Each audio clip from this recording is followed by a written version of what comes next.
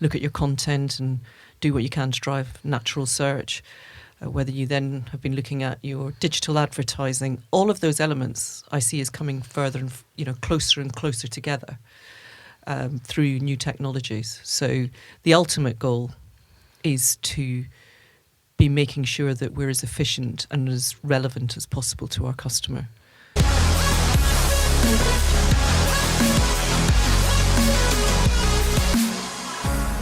Julia, TrustFord's won a number of AM awards over the years, culminating in the latest awards, picking up the Best Marketing Strategy Award.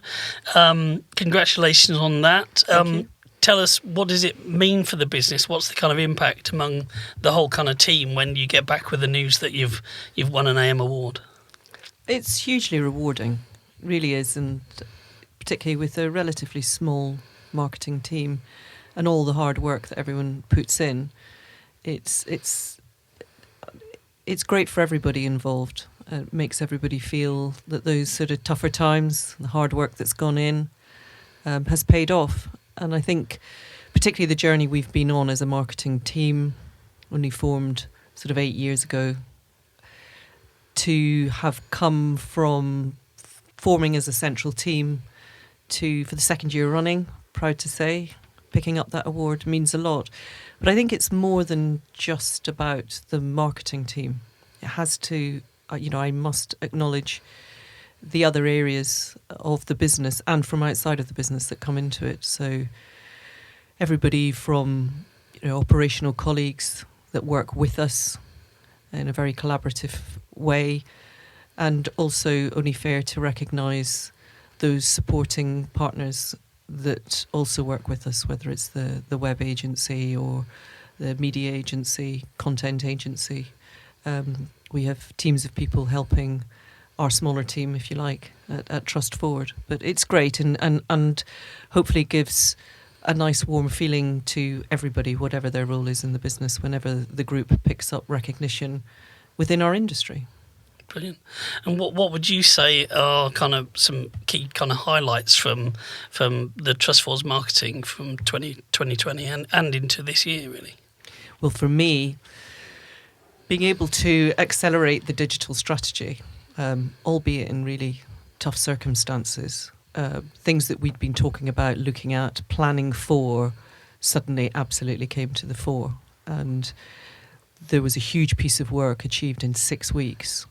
Again, not just by the marketing team that were still in role at that point, but also, if you look at something like click and collect, marketing can do some of it, but it's actually operations that will make it work. But also there's the logistics, lots of things that go into the back, to the backdrop of that kind of new sort of arm to what we can offer our customers.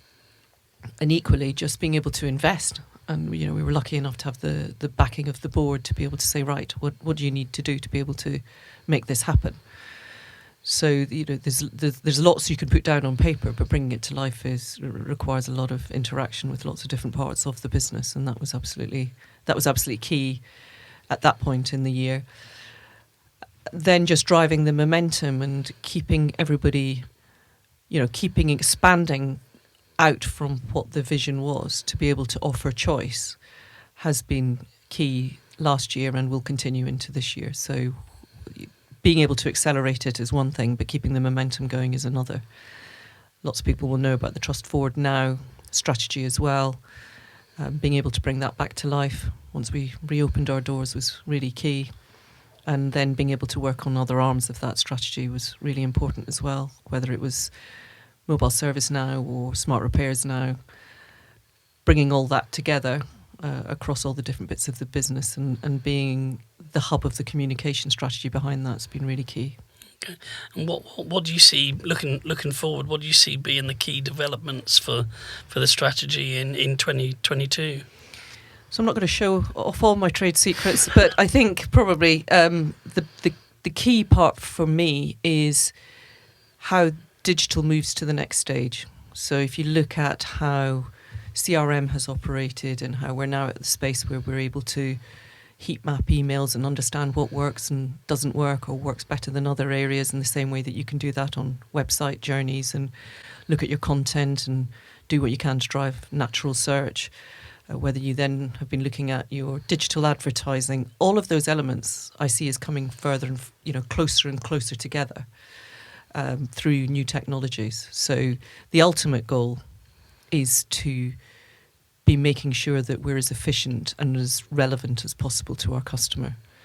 So that's all about looking at our customer behaviours, what drives them in a way that isn't at all threatening. It's finding that customer in market at that moment in time through the various touch points. And I think that's the next exciting part of the journey, is how all of that combines together in terms of reaching the right people. Marketing now is the approach for 2022, is it? Absolutely. Great stuff. Excellent. How important were the partnerships that you have? I think you've already talked about the agencies that you use, and the relationships that you have as a marketing team outside TrustFord itself. Has that really played a part in achieving the strength of offering and the award as well? Yeah, it's really key. I mean, we're very clear on our positioning also around the customer, which is TrustFord for you. So that's built out from within our purpose is to drive the standard in customer care. So customer always comes to the centre of what we're doing. So I'm always looking for partnerships where that's integral to their strategy and their thinking. It's not just about the bottom line. So we've been very careful in our selection of partners and who we work with, some of whom are within the industry and some from outside of our industry. And for me, that works as a solid approach, seeking the best in class for whatever they do, which means you're not always paying the cheapest prices, but it's around recognising what's the measurement, what do we both see as a good result, and are we aligned in that, but also being brave enough to also try new things. So sometimes you'll go into things and you will not know whether it's going to work. You can have a gut feel about it, but I think you have to be brave in our environment as well and test new things, see how it works, and then take it from there. Just quickly, you did mention before about this augmented reality innovation with the Mackie. What exactly is that? So we'd played with augmented reality previously, but we wanted to take it to the next level. And if you look at our positioning as a Ford dealer group, I wanted to be able to offer customers something a little bit different from perhaps what they might have been used to. And partly because of the scarcity of vehicle when it's first known about, we saw that there was an opportunity to have some fun with it, but also bring it to life in a different way. So our head of digital, Neil Taylor, worked with experts to create a very simple tool. It needed to be really easy for colleagues and customers to use.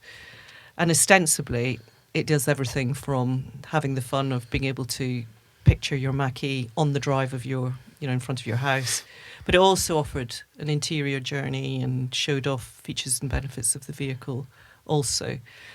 And we did have some fun with it because, as well as having a practical application, we were able to have fun and engage our colleagues by having a competition to say, where's the daftest place that you can put the Mackie? So we had the Mackie sitting inside people's fridges and on the lawn next to their child's toy car. It was all sorts of different entries for it. So yeah, just giving it a bit of a twist. Excellent. Sounds like good fun. Please do subscribe to the YouTube channel with Armchair Marketing to follow us, or head to the AM website to do so also. We'll be back every month with news, insight and further interviews from the automotive sector.